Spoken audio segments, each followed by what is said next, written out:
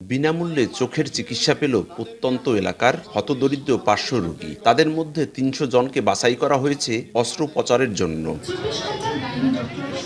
শনিবার সকাল থেকে সেবা নিতে পালরদি নদীর পাড়ে ভিড় করেন বিভিন্ন বয়সী রোগীরা। এ সময় অভিজ্ঞ ৮ জন বিশেষজ্ঞ করেন রোগীদের চোখ পরীক্ষা, দেন পরামর্শ ও বিনামূল্যে ঔষধ। পাশাপাশি তাদেরকে চশমা বিতরণ করা হয়। এতে খুশি দীর্ঘদিন ধরে চোখের সমস্যায় জর্জরিত বহু রোগী।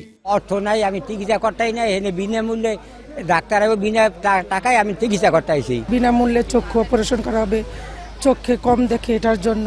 টাকার জন্য করতে পারিনি, আমার স্বামী নাই, স্বামী মারা গেছে। এখানে কোনো টাকা পয়সা তারা চায় না, বিনামূল্যে করাইতেছে এবং তারা অত্যন্ত আগ্রহ সহকারে এই কাজটা করতেছে।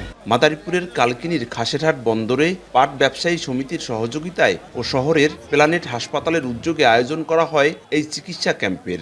বিভিন্ন এলাকায় মাইকিং করছি, ব্যানার ফেস্টুন লাগে, তা লোকজন সরগরম করে যাতে সুন্দর মতন ডাক্তার দেখাইতে পারি তার সুব্যবস্থা করছি। খাসেরহাট বন্দরের পাট ব্যবসায়ীরা এটা আমরা সার্বিকভাবে সহযোগিতা করতেছি। চক্ষুটি যাতে তার ছানি বা অন্ধত্ব চলে আসছে সেই চিকিৎসার জন্য মানুষ এই খাসেরহাট এলাকার লোক অত্যন্ত উপকৃত হবে। আপনারা সবাই সুন্দরভাবে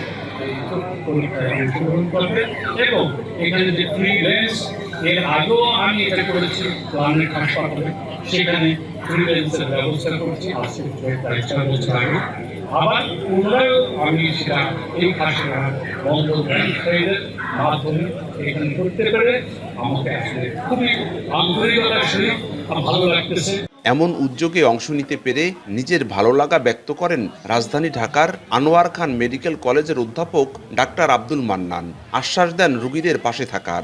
এখানে ৮ জন ডাক্তার আমরা আছি, আমরা প্রাথমিকভাবে সিলেক্ট করব যাদের সাধারণ চিকিৎসা দেওয়ার, তাদেরকে আমরা ওষুধ এবং চশমা বা যা যা দরকার দিয়ে দিব।